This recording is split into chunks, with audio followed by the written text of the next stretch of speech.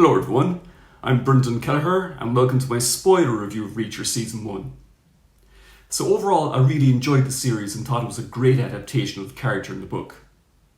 So basically, I'm going to go through this in different categories as you can see on the left of your screen.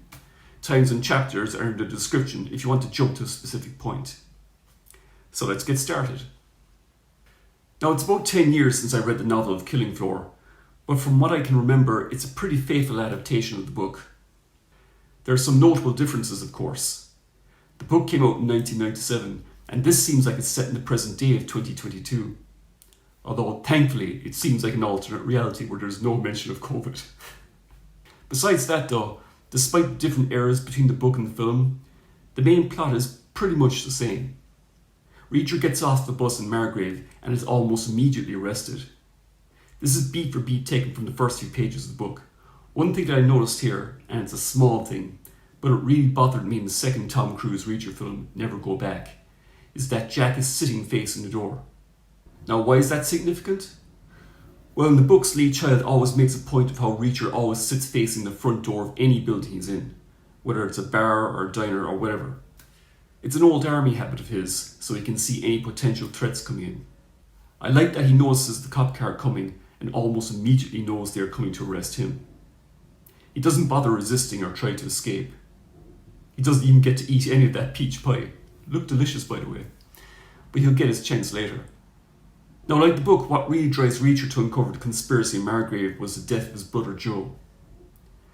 I was curious who they were going to cast as Reacher's brother, given that in the books he's even bigger than Jack. Despite his death, it's not the last we'll see of him, as he turns up in flashbacks and in later books turns up in some of the prequels. From what we see here, the guy that they cast as Joe looks about the same height and weight as Adam Richardson, but I'll give them that. It must be hard to find someone who's even bigger than him. I also like that they showed that Joe and his mother Josephine just call Reacher by his last name. They never call him Jack. Again, that's very faithful to the books. I mentioned in my non-spoiler review that Reacher seems cold-blooded and even sadistic at times when dealing with his enemies. But he does have a sensitive side. The scene where he and Joe visit their dying mother was very well done, and it's only after he sees her for the last time does Reacher actually cry. Another unique aspect of Reacher that I was wondering if they would convey is his mental alarm clock. In the books, Reacher is able to go to sleep and set his mental alarm clock to wake himself up exactly when he wants to. He always knows what time it is, despite not having a watch. So it was cool in episode 6 when he mulls over with Finlay whether to phone someone at such an early time in the morning. Finlay asks him how he knows the time without having a watch, and it's never explained outright, but it's a nice little detail that only book fans would get. Now, the mystery over what's happening in Margrave turns out to be a massive counterfeiting operation over specialised paper used in printing dollars. Again, this is very faithful to the book despite its age, which proves that not much has really changed over the years. There are a few major differences, of course, which we'll get into, one of which is the fact that in this adaptation, it's Kleiner himself who is the boss of the operation who gets killed, and his son KJ turns out to be the main villain in the end. In the book, it's the other way around. I can understand why they made that change for the show, since KJ would obviously be a more dangerous physical threat to Reacher. I really like the actor that they got to play the Kleiner son, by the way. It's hard to imagine any single person being a threat to Reacher, but despite his lack of height, his craziness made him a danger that Reacher took seriously. So as I said in my non-spoiler review, I was surprised to see a popular recurring character from the books make her debut in this season of the show. That character, of course, is Francis Neely. Neely is an old colleague from his army days, so this is definitely the biggest change from the original novel, as Neely doesn't appear in the books until Without Fail. I've always liked the dynamic between Reacher and Neely in the books, which is really well conveyed here. She's a tough woman and they spend half their time making sly digs at each other, like a lot of friends do. As to why they introduced her here, I would guess it's for a number of reasons. For one thing, she is a fan favourite for good reason.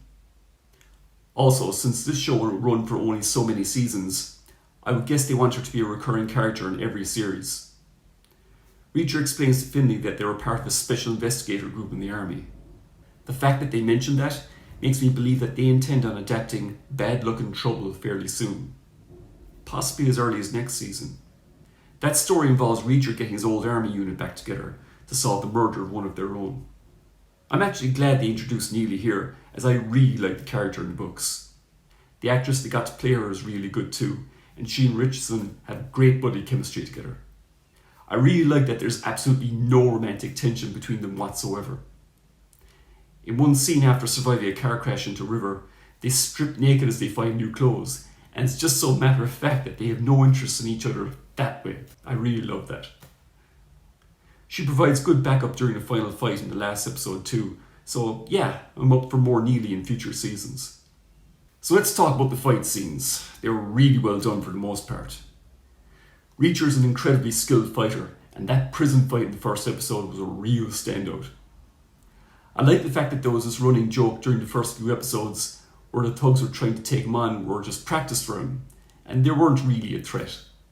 He was nearly always going for a snack afterwards. This is where the question of Reacher's morality and possible sadism comes in. When people like Hubble and Finlay express how he can be so casual about killing, he explains something along the lines of, "They started it." And let's face it, who can blame him? In episode 3, when he takes out those two mercenaries sent to kill him, it's very shocking that he shoots them from behind with no warning. It's extremely ruthless, but again, who can blame him? As he explains to Roscoe, "This isn't the movies, I had an opportunity to kill them and I took it." And then he goes to get some chips afterwards. That fight with the assassin in New York was extremely brutal. How that man's head did not come off after Reacher jumped off the railing, I do not know. Great use of the song Spirits in the Sky right at the end as well, I love that. Now by far the best fight scene of the series for me was Reacher's fight against the Venezuelan butcher gang in episode 7. Reacher sets a trap at Hubble's house and takes them on, but it's by no means a walk in the park for him. He takes out the first few guys without much hassle, but that last guy nearly had him, and I was genuinely concerned for him when he fell into that pool. But I really like that they convey that although Reacher is a great fighter and tactician, he's not perfect. He makes mistakes and he can be overwhelmed by superior numbers. Now, there were a couple of scenes where this bothered me. One of you mentioned it in the comments of my non-spoiler review. It's just hard to imagine Reacher of the books running from a fight, and that happens twice in this show. He runs from a guy when he and Roscoe are in ambush in episode 3, and actually loses a fist fight to the guy, resulting in Roscoe having to save him. I didn't like that. But I guess they wanted to show Roscoe as pretty badass as well, but still. And again with that assassin in New York, Reacher runs from the guy. It would be more in character for him to subtly draw him into a trap, so I didn't like that either. But still, the fight following was amazing, so I can overlook it. There are a couple of occasions in the books that Reacher fights guys who are even bigger than him. Persuader comes to mind. I really like to see them film that one. Those of you who've read the books know what I'm talking about.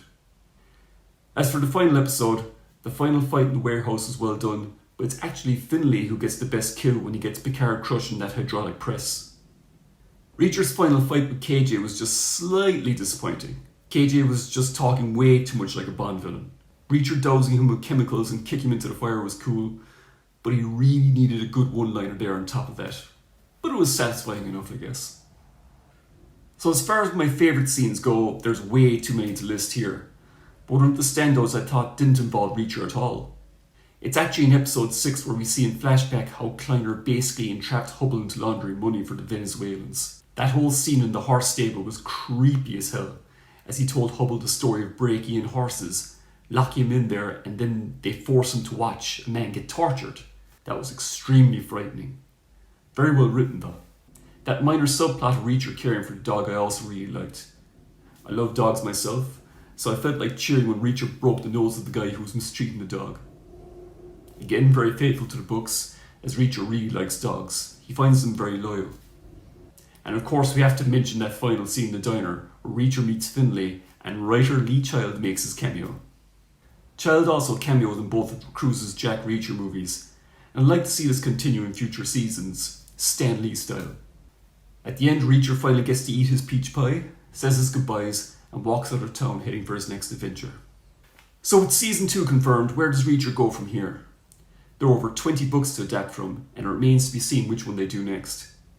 The next book in the series after Killing Floor is Die Trying, but I have a feeling they will pick and choose what order they want to follow. Like I said earlier, The fact that they introduced Francis and Neagley this early makes me believe that they intend on adapting Bad Luck and Trouble fairly soon. It might be the one they do next, who knows? The third book in the series, Tripwire, introduces some of the most important characters in Reacher's past, his mentor Leon Garber and his daughter Jodie. However, there's a slight problem doing that one since it was released in 1999 and featured the World Trade Center as a major location. So they will have to make some major changes if they adapt that one for obvious reasons. I'd like to see a more city-based adventure next time, and Gone Tomorrow is one of my favourites in the series, so they could do that. It also has one of the best villains of the series, who I won't mention here as it's a massive spoiler for the book.